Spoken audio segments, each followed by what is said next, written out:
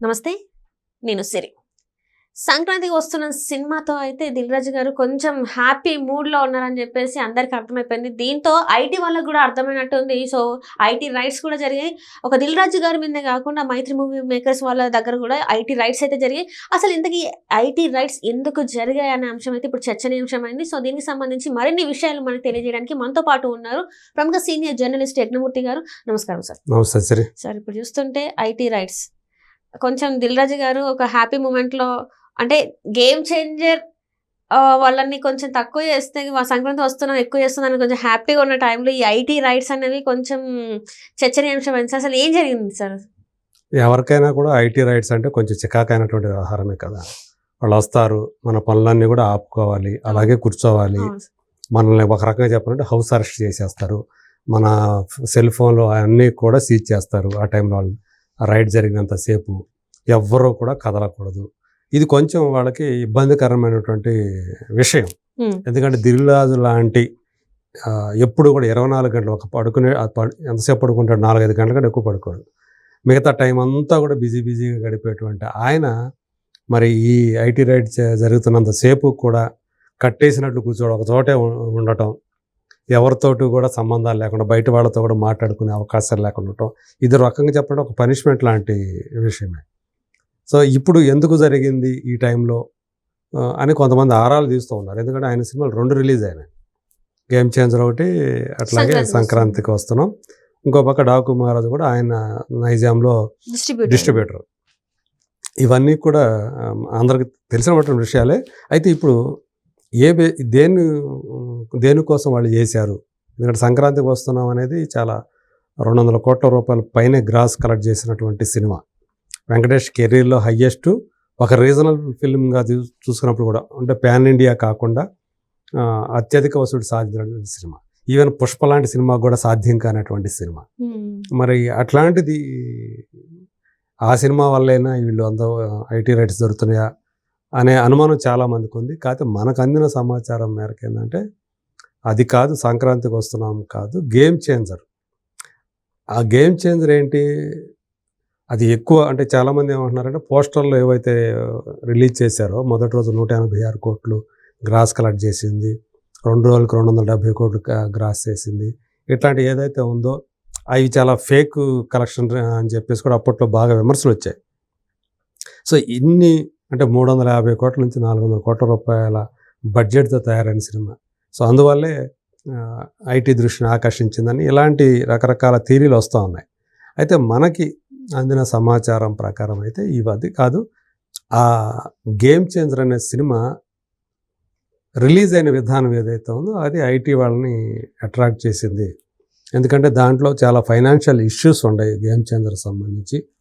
అందులో ఎవరైతే ఫైనాన్స్ చేశారో వాళ్లతో పాటు సత్యరంగయ్య అని చెప్పేసి ఆయన బాగా పేరు పొందినటువంటి ఒక ఫైనాన్షియర్, సినిమాలకి రెగ్యులర్గా ఫైనాన్స్ చేసేటువంటి, అలాగే వాళ్ళతో పాటు మ్యాంగో మూవీస్, మ్యాంగో మ్యూజిక్ వాళ్ళు, ఆయన రామ్ కూడా,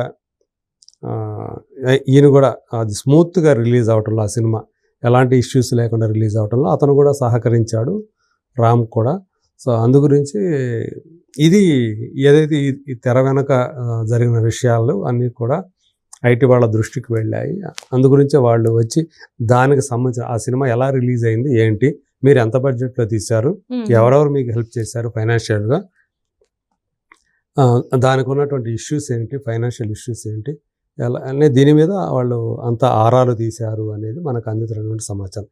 ఇదే క్రమంలో దిల్ రాజు భార్యను కూడా, అంటే లాకర్లు ఓపెన్ చేయాలి అని చెప్పేసి, బ్యాంక్ లాకర్లు ఓపెన్ చేయాలని చెప్పి మీ భార్యను కూడా మా వెంట పంపండి, అది చెక్ చేసిన తర్వాత మళ్ళీ మీకు పంపించేస్తామని చెప్పేసి అంటే దిల్ రాజు ఓకే చేసినట్టుగా.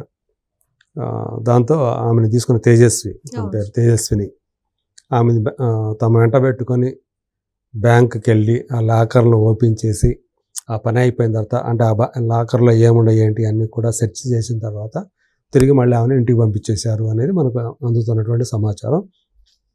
ఈ క్రమంలో మీడియా వాళ్ళ దృష్టి అక్కడ పట్టడం, ఆమెను మాట్లాడించే ప్రయత్నం చేశారు తేజస్విని. ఇదంతా రెగ్యులర్గా జరిగే వ్యవహారాలు, ఐటీ రైట్స్ అనేవి కూడా ఇప్పుడు కొత్తగా ఏమీ కాదు. సో వాళ్ళ డ్యూటీ వాళ్ళు చేశారు. సో నేను నా పని నేను చేశాను, నేను సహకరించాను, మేమందరం కూడా సహకరించామని ఆమె చెప్పినట్లుగా మనకి సమాచారం అందుతోంది. సో ఏదైతే ఇప్పుడు ఈ ఐటీ రైట్స్ జరగటం, ఒక పక్క దిల్ రాజు ఆయన కుటుంబీకులు, ఆయన సోదరుడైనటువంటి కజిన్ అయినటువంటి శిరీష్, అలాగే ఆయన కూతురు హన్షితారెడ్డి, ఆమె ఇంట్లో ఈ రైట్లు జరగటం ఒక పక్క, ఇంకో పక్క Mythri movie makers Pushpa 2 cinema. So దాంతోపాటు ఈ మధ్య వాళ్ళ వ్యాపారాలను విస్తరిస్తున్నారు. సో వాళ్ళు కేవలం ప్రొడ్యూసర్స్గా మాత్రమే కాకుండా డిస్ట్రిబ్యూషన్ రంగంలో కూడా విస్తరించారు. థియేటర్లో కూడా తీసుకుంటున్నారు, లీజుకు తీసుకుంటున్నారు.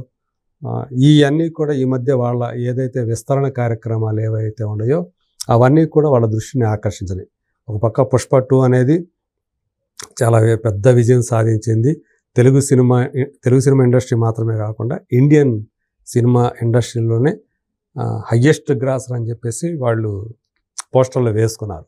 సో ఇవన్నీ కూడా వాళ్ళ అటెన్షన్ గ్రాప్ చేశాయి ఐటీ వాళ్ళని.